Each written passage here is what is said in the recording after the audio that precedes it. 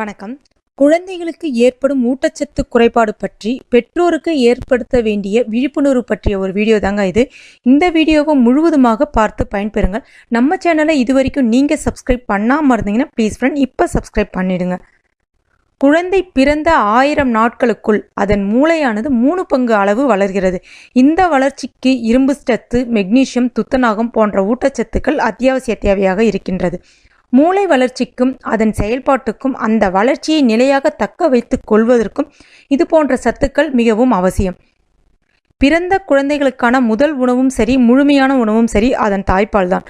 அந்த தாய்ப்பாலில் குழந்தைகளுக்கு தேவையான அனைத்து சத்துக்களுமே நிரம்பியிருக்கின்றன. 2 முதல் 5 வரையுள்ள குழந்தைகளின் வளர்ச்சிக்கு என்னென்ன பண்ணலாம்? 2 முதல் 5 வரையுள்ள குழந்தைகளுடைய உயரம், எடை, எலும்பு, தசை, மூளை வளர்ச்சி போன்றவற்றுக்கு தேவையான ஊட்டச்சத்துக்கள் சரியான அளவு கிடைக்க வேண்டியது அவசியம். அதற்கு அவர்கள் அன்றாட உணவில் பல பொருட்கள் நிறைந்த உணவுகளை எடுத்துக்கொள்ள வேண்டும். அதாவது ஒரே மாதிரியான உணவுகளை எடுத்துக்கொள்ளாமல் காய்கறிகள், தானியங்கள், பழங்கள், பால் பொருட்கள், புரத சத்து அதிகம் உள்ள பொருட்கள், அதாவது முட்டை, பீன்ஸ், இறைச்சி, நட்ஸு, சீட்ஸு போன்ற பொருட்கள் எல்லாமே குழந்தைகளுடைய சீரான உடல் வளர்ச்சிக்கு இன்றியமையாதது.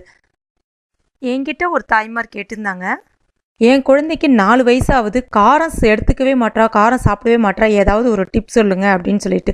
தயவு செய்து குழந்தைகளுக்கு பிடித்த உணவுகளை மட்டுமே கொடுங்க. பிடிக்காத உணவுகளை திணிச்சிங்க அப்படின்னா அந்த குழந்தைங்க அந்த உணவுகளை மேலே வெறுப்பு காட்ட ஆரம்பிச்சிருவாங்க.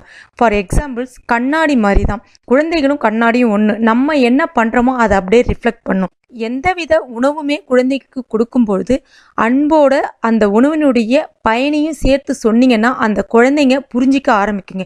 ஃபஸ்ட் டைம் புரிஞ்சிக்காது, செகண்ட் டைமும் புரிஞ்சிக்காது, தேர்ட் டைம் சிறுக சிறுக சொல்லுங்கள், உங்களை பற்றி சொல்லுங்கள். அதாவது அம்மா இது மாதிரி நான் சாப்பிட்றதுனால தான் நான் இவ்வளோ ஆரோக்கியமாகவும் அழகாகவும் இருக்கேன், என் குழந்தையும் அழகாகவும் ஆரோக்கியமாகவும் அறிவாகவும் வளரணும்னா இதை நீ சாப்பிட்ணுமா அப்படின்னு சொல்லுங்கள். கண்டிப்பாக அந்த குழந்தை அக்செப்ட் பண்ணிக்கும். இல்லை நான் என்ன தான் பண்ணாலும் என் குழந்தை சாப்பிடவே மாட்டேனுது அப்படின்னா சில குழந்தைங்கள் பார்த்தீங்கன்னா அதுங்களுக்குன்னு ஒரு மென்டாலிட்டி கிரியேட் பண்ணிக்கும்.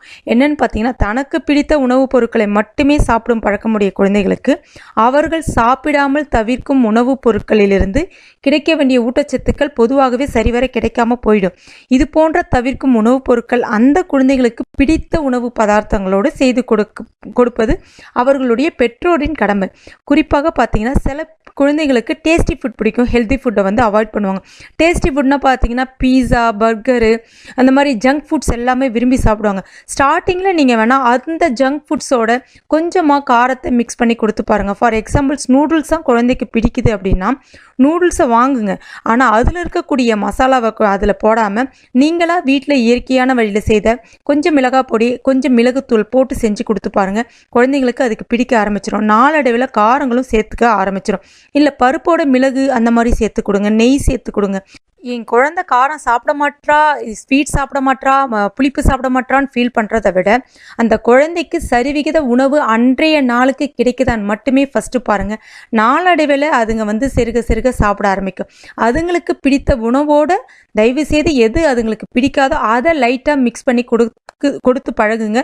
நாளடைவில் அதுங்களுக்கு அது பிடிக்க ஆரம்பிச்சிடும்.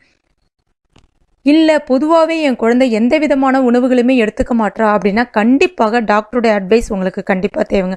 நல்ல ஒரு பீடியாட்ரிஷியன் டாக்டரை போய் பாருங்கள். அதாவது அந்த குழந்தைங்களுக்கு ஓரல் நியூட்ரிஷன் சப்ளிமெண்ட் சொல்லக்கூடிய அந்த பொருள் கண்டிப்பாக தேவை. அதாவது குழந்தைகளுடைய முழுமையான வளர்ச்சிக்கு தேவையான ஊட்டச்சத்துக்கள் சரியான அளவில் கலந்து செய்யப்படுகின்ற உணவுப் பொருட்களுக்கு பேர் தான் ஓரல் நியூட்ரிஷன் சப்ளிமெண்ட் சொல்லுவாங்க.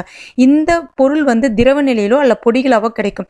நீங்கள் டாக்டர்கிட்ட போய் கேட்டீங்க அப்படின்னாலே கண்டிப்பாக டாக்டர் உங்களுக்கு இதை தான் ரெக்கமெண்ட் பண்ணுவாங்க. ஸோ அந்த மாதிரி இதை எடுத்து வாங்கிட்டு நீங்கள் குழந்தைங்களுக்கு கொடுக்கலாம். கொடுக்கும்போது கண்டிப்பாக குழந்தைங்களுக்கு அன்றைக்கு தேவையான சரிவிகித உணவு கிடைக்க ஆரம்பிக்கும். அப்புறம் நாளடைவில் அவர்களாகவே ஃப்ரூட்ஸாக இருந்தாலும் சரி, எந்த விதமான காய்கறிகளாக இருந்தாலும் சரி விரும்பி சாப்பிட ஆரம்பிச்சிருவாங்க. என்ன ஃப்ரெண்ட்ஸ், இந்த டிப்ஸ் எல்லாமே உங்களுக்கு யூஸ்ஃபுல்லாக இருந்திருக்குன்னு நினைக்கிறேன். யூஸ்ஃபுல்லாக இருந்துச்சுன்னா இந்த வீடியோவை லைக் பண்ணுங்கள். உங்கள் நண்பர்களுக்கு யாருக்கா தேவைப்பட்டதுன்னா ஷேர் பண்ணுங்கள். மேலும் இது போன்ற தகவல்களுக்கு நம்ம சேனலை சப்ஸ்கிரைப் பண்ணுங்கள். தேங்க்யூ.